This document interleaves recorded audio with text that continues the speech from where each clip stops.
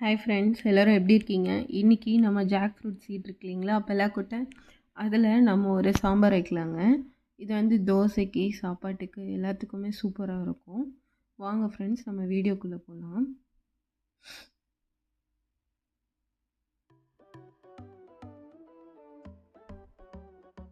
காலையில் எழுந்திரிச்சு காட்டில் இருக்க வேலையெல்லாம் முடிச்சாச்சுங்க.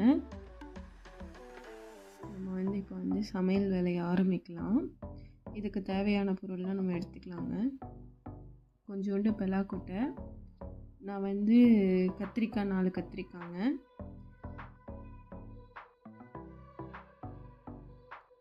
சின்ன சின்னதாக கட் பண்ணி வச்சுக்கோங்க. நான் இதை வந்து குக்கரில் தான் செய்ய போகிறேன். 2 ஸ்பூன் ஆயில் ஊற்றிக்கோங்க, கொஞ்சம் கடுகு, அதுக்கப்புறம் சின்ன சின்னதாக கட் பண்ண ஆனியனு, நான் சின்ன வெங்காயம் தாங்க எடுத்திருக்கேன். கூடவே ஒரு தக்காளி சேர்த்திக்கோங்க. நல்லா வதக்கி விடுங்க, பச்சை ஸ்மெல் போகிற வரைக்கும். இது கூட நம்ம கட் பண்ணி வச்சுருந்த கத்திரிக்காவும் ஆட் பண்ணிக்கோங்க. எல்லாமே சேர்ந்து நல்லா வணங்கட்டும். பெலாக்கொட்டையை வந்து இந்த மாதிரி குட்டி குட்டியாக கட் பண்ணி வச்சுக்கோங்க, அப்போ தான் நல்லாயிருக்கும். அப்படியே பெருசாக கூட போடலாம், பட் இருந்தாலும் இப்படி சின்னதாக போட்டிங்கன்னா குழந்தைங்கள்லாம் சாப்பிட ஈஸியாக இருக்கும். சின்னதாக கட் பண்ணிக்கோங்க. இதெல்லாமே போட்டு நல்லா வணங்கட்டும்.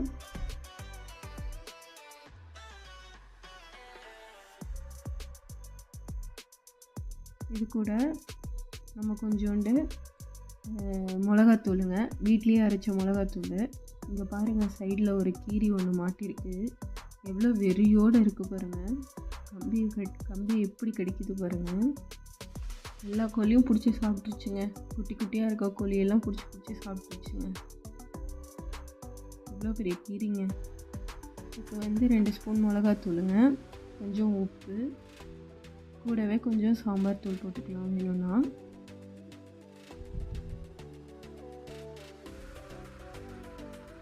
கொஞ்சம் புளி தண்ணியை ஆட் பண்ணிக்கோங்க, அப்போ தான் வந்து டேஸ்ட்டு சூப்பராக இருக்கும். எல்லாமே சேர்ந்து நல்லாவே ஒரு கொதி வரட்டுங்க. கொதி வந்தோடனே குக்கர் க்ளோஸ் பண்ணிடுங்க. க்ளோஸ் பண்ணி நான் வந்து ஒரு 3 விசில் விட்டேங்க, அப்போ தான் பெலாக்கொட்டை வந்து நல்லா சாஃப்டாக இருக்கும்.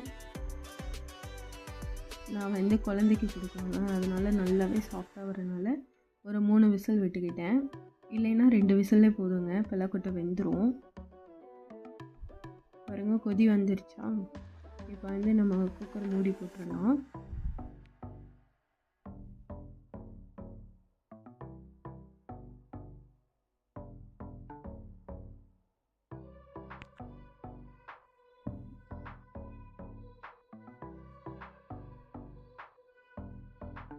மூணு விசில் வந்த உடனே ஆஃப் பண்ணிவிட்டு ஓப்பன் பண்ணுங்க. இப்போ வந்து நம்ம கொஞ்சோண்டு தேங்காய் சைடில் எடுத்து வச்சுக்கலாம். தேங்காய் பால் வேணும். தேங்காய் பால் எடுத்து நல்லா தேங்காய் பால் மட்டும் ஊற்றுங்க, பேஸ்டெல்லாம் வேண்டாம். தேங்காய் பால் ஊற்றுனதுக்கப்புறம் உப்பு காரம் எல்லாம் செக் பண்ணிவிட்டு நல்லா கொதி வரட்டும்.